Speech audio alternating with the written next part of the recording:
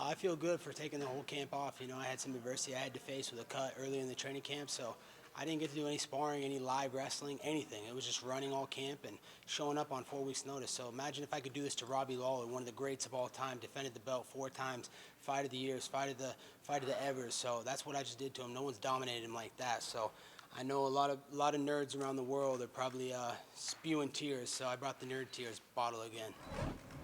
I've always known since I was a little kid that I just have an extra lung, and my will is unbeatable. There's not a man alive that can keep up with that cardio.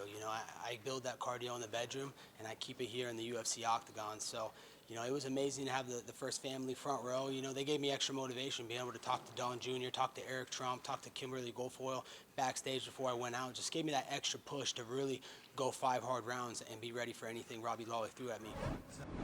Man, Donald Trump, Mr. President, he tweeted out support for me before the fight, and then after the fight, he gave me a call. He just said he appreciates everything I've done. He wants me to come back to the White House and shake his hand again and hang out with him in the Oval Office, and he just appreciated how much I do and the hardworking American. I haven't been given anything. I've had to work and earn everything I have, and I fight for everything. So he appreciated that, and we just talked about this was a landslide, just like it's going to be a landslide in 2020 with the election. Yeah, security held Marty Fig back, so it looks like he's probably going to be out another year with an injury. So, he's faking injuries, faking narratives. He don't want to fight me, so he saw what I did to a man tonight, Robbie Lawler. Cameron Usman is nothing but a bitch. No, not at all. He's got the highest takedown defense accuracy in the sport. That's just to pressure guys, let them know I can take them down and let them right up, but I'm going to be right back in your face. You didn't see me take one step backward tonight, and that's the biggest power puncher in our division. So you can imagine what I'm going to do when I have to fight Marty Fake Newsman, a guy who's got pellet fists for hands. Yeah, it's the only fight to make. I mean, if they make any other fight, it's just a mockery to the sport. It's a mockery to the rankings.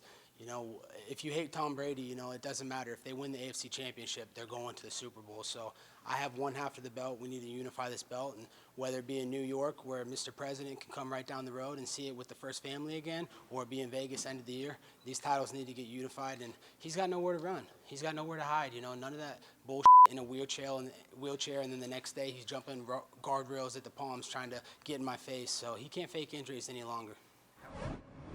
Walking him right down. He'll be a first-round knockout. Robbie's the most durable guy in our division. So, that's a real man that I fought tonight, and one of the greatest fighters of all time. But he ran into the best welterweight of all time tonight. My good buddy Bobby Lashley, I would never walk out to Kurt Angle's music unless he gave me his blessing, and that's exactly what happened. My good buddy Bobby Lashley went to Kurt Angle and said, hey, can Colby use your walkout music for his fight? And he gave me his blessing, and he said, yeah, I would be honored if Colby would use my walkout music. So that's the only reason I use the music. I would never use it and step on Kurt Angle's toes if he didn't give me that blessing. So thank you to Kurt Angle, thank you to Bobby Lashley, and everybody over at the WWE. No, that's probably going to be my walkout song going forward. That's America. That's what the fans want. They were entertained tonight. They love it. They were cheering on. I've never heard Narita that loud, singing, you suck, you suck. So, I walk the walk, and I talk the talk, and I walk the walk. Not at all, I mean, what did I say something that was offensive? I mean, the guy's done some pretty crappy stuff. He's got lawsuits against his family, against his brother. So I just said the truth. I'm honest. People, I'm a little bit brutally honest sometimes, and people can't handle this. If people are worried about words, but we go into an octagon to kill each other, don't be so sensitive, snowflakes. I think that's hilarious. Johnny Jones lets the whole world down. He's a continuous screw up. I've always tried to be a lending hand for him. I'm trying to help him out. I want him to learn from his mistakes. He keeps screwing up. So, I want to thank the troops. I want to thank the USS New York who let me on their ship to stay a night.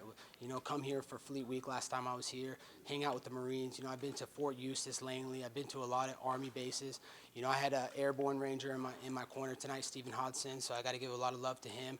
I appreciate the military. I wouldn't be here without them and what they do. The military runs in my blood because my grandfather was in the Korean and Vietnam War. So, I got so much love for every serviceman and woman, and I appreciate you guys putting your lives on the line so I can have the freedoms and opportunities I do to chase my dreams in the UFC.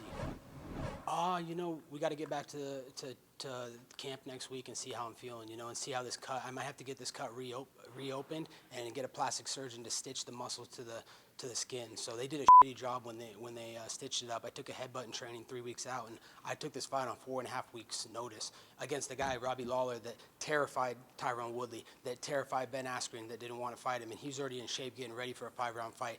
And you saw what I did to him tonight. I completely dominated him with no training, no wrestling, no sparring, and that's how you get your most cardio. So I was just relying on my cardio in the bedroom, and you saw what I did tonight, man. There's not a man alive, and especially Marty Fig Newsman. He's getting ran over, and he's gonna get melted.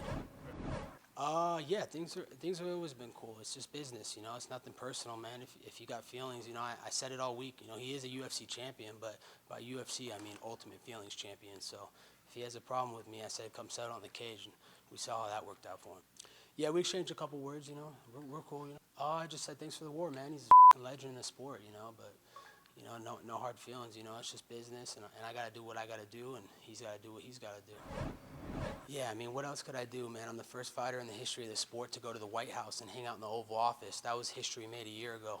I made history again tonight. I'm the first fighter to ever bring the first family front row. So what else I got to do? It was complete domination. No one's ever dominated Robbie Lawler like that in his whole career. So if that doesn't earn a title shot, I don't know what does.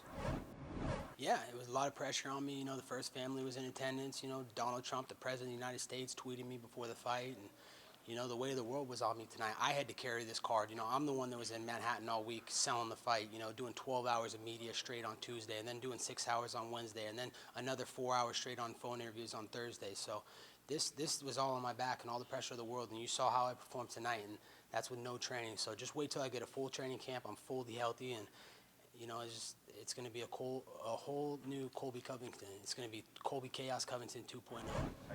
Walk him down, man. He's got no power, man. He's never knocked anybody out. He's not a good wrestler. He's a D2 scrub. He can't strike with me. He can't keep up the pace with me. I'll get right in his face. I don't take steps backward in fights. And Robbie Lawler is the best striker in the division by far, and you saw how I strike to get him. So I just proved tonight I'm the best striker. I'm the most well-rounded fighter in the game, and nobody's stopping me. You better put your money with me, because that's safe money. That I'm not just a wrestler. Everybody wanted to say all week, oh, he's just a wrestler. He can only win this fight if he takes him down, blah, blah, blah. Look how I just pieced him up. It wasn't even competitive on the feet. Jabbed him up, rocked him 2 or 3 times. I could see him like going like this, but he's so durable and he's such a tough guy. He hangs in there and he stays tough. So that sends a message to everybody that I can take the fight anywhere. If I'm fighting the strikers, I'll take you down and submit you. If I'm fighting the wrestlers, I'm going to knock you out. So no one's going to stop me. And I know you picked against me tonight, Mike, so you made a bad pick. Yeah, this is gold, baby. This is what the top of the world looks like, baby. This is a $15,000 suit from my boy Satori Girardi. So I got to give a lot of love to my boy Luigi out of Miami. He hooked me up, man. He's keeping me fresh. You know, he got these nice little Italian suits. So you're looking at greatness, ladies and gentlemen. And of course, I got my Secret Service pin right there. So last time I was at the White House, the Secret Service hooked me up. Oh, man, they were just like, man, you're a winner, man. I love it. And they were so fired up, man. They were just so excited for me. You know, you might see me speaking at the RNC next year. You never know. I feel that they're doing great things for our country. Look at our economy. It's the best it's ever been. You know, look at unemployment. It's lower than it's ever been since, what, the 50s or 60s? So I appreciate what the Trumps do for America, what they continue to do. They put America first before their own priorities, before their family. They didn't have to run for the election. They already have enough money to be set forever. So the fact that what they're doing for America and they're trying to make America better, you know, just like I kept America and the UFC great tonight, they're going to keep keeping America great. You know, I got nothing but support for the military. You know, I'm not going to get deep into the politics with you here today, because we could go fact for fact all day. You know, I got an airborne unit ranger with me right now. He's put his life on the line. He's went to Afghanistan. He's went to Iraq. He knows what it's like to get in the trenches. And yeah, I'm not gonna debate with you politics, because it's not gonna end well for you. No, we all value the military. I'm just curious. Yeah, I love the military, man. My grandfather served in the Korean-Vietnam War. That's all I got to say. We're not going to get into a debate here. This is my post-fight show. I'm a winner. What have you ever won in life? It's not a debate. You brought them up several times. I'm just curious how those two worlds mix. Yeah, you're making facts up, man. Don't get the facts. You know, truth is a force of nature. Next question. I'm gonna go to Manhattan and celebrate. You know, with all my friends. You know, all my family, and we're gonna live it up. We're gonna do big things. So. You know, get a little early taste. Go look at the Garden tonight and get a feel for that, and feel the energy in Manhattan and Times Square. And then it's back to business next week. Get back to American Top Team. Talk to my agent, Dan Lambert, and we'll go to the table and see what's next, you know, and when we're going to get back in there to retire Marty Fake Newsman.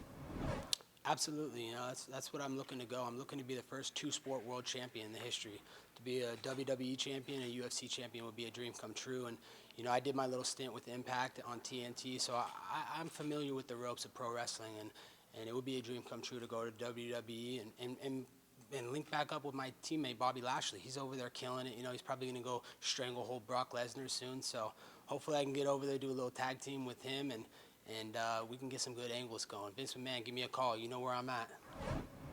Yeah, you know, this is a big moment. You know, I wouldn't say it's the biggest. You know, winning this belt and going over to go put it on the president's desk was an unbelievable moment in my career. So this is just another. This is just adding to my legacy and my storied history, and people are going to remember me long after I'm gone off this earth. Nah, I enjoy it. I play into it. You know, these people pay their hard-earned money to come here, so we might as well give them a reaction. You know, one way or another, they're enjoying it. You know, if they're hating, you know, they're still enjoying it. They're coming here to vent and get their frustrations out about their jobs. You know, but these are also the same people that cheat on their taxes, cheat on their wives. So why would I care what their opinions are? You know, a little bit, but it's just me being me. You know, if I'm being authentic, I'm being real, and I'm being honest. You know, if people are mad about my words, then you know you shouldn't come over to the sport. You know, this is what the sports is built on, and that's what's going to be continued to be built on. You know, is selling fights, promoting fights, and making it fun for the fans, not just at the fight, but year round. You know, on social media, you know, they get into that stuff when whether they hate you or love you. You know, you don't want them in the middle. I don't want the fans turning the channel to Real Housewives of OC. I want them tuning in to me, and they don't ever turn the channel when I'm on the marquee. This is just who I am, you know. I don't care what people think of me. I'm not here to make friends. I'm here to make money. So if people have a problem with me, they can settle with me in the cage, but that's not going to end well for them. As you can see, I'm the best welterweight, and I'm the best fighter on the planet right now.